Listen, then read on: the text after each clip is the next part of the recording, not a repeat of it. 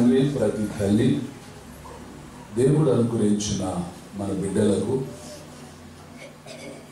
వాళ్ళ గురించి హెచ్చరించాల్సిన బాధ్యత, వాళ్ళకి చెప్పాల్సిన బాధ్యత, వాళ్ళని సరైన మార్గంలో ఎలా నడుచుకోవాలో వారిని హెచ్చరించాల్సిన బాధ్యత తల్లిగా తండ్రిగా మన అందరి పైన ఉన్నది.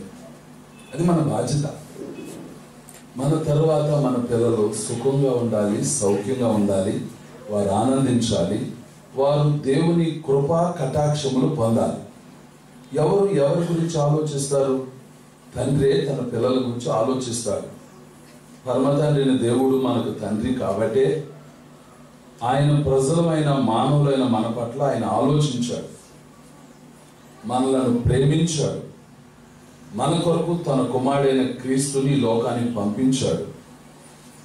ఆయన మన గురించి ఆలోచించకపోతే నరకము యొక్క శిక్ష మనకు తెలియదు, నరకం యొక్క ఆ తీర్పులేంటో మనకు తెలియదు. తెలిస్తే ఏ ఒక్కరూ కూడా పాపము చేయాలంటే భయపడతారు, ఎందుకంటే దాని శిక్ష అంత తీవ్రంగా ఉంటుంది. కనుక దేవుడుగా తండ్రిగా మనకు ఆయన ఆలోచించాడు, మన గురించి బాధ్యత తీసుకున్నాడు.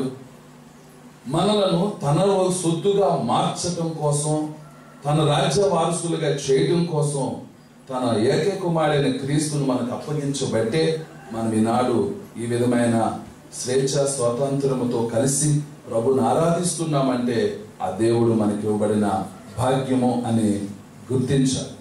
తల్లి తండ్రి మన దేవుని గురించి, దేవునికి మనం ఎందుకు భయపడాలి, ఎందుకు ఆరాధించాలి, ఎందుకు దేవుని స్థానం దేవునికి ఇవ్వాలి అనగా దైవత్వాన్ని గురించి చెప్పండి. రెండవది మన విరోధన సైతాన్ని గురించి చెప్పండి. మూడవది విలువైన ఈ లోకం, ఈ జీవితాన్ని గురించి చెప్పండి.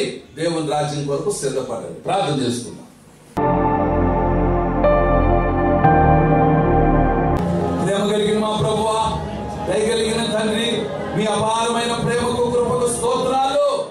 దేవా, కలిగి ఉండాల్సింది మా పిల్లలకు నేర్పాల్సింది. ఒకటి దేవా మీ దైవత్వాన్ని గురించి, రెండవది సాతాను యొక్క యుక్తిని గురించి, అయ్యా మా జీవితాన్ని, విలువైన మా జీవితాన్ని గురించి మేము గ్రహించాలి, మా బిడ్డలకు నేర్పాలి అని ఎవరైతే ఈరోజు చెయ్యెత్తారో వారికి నేర్పండి నాయన.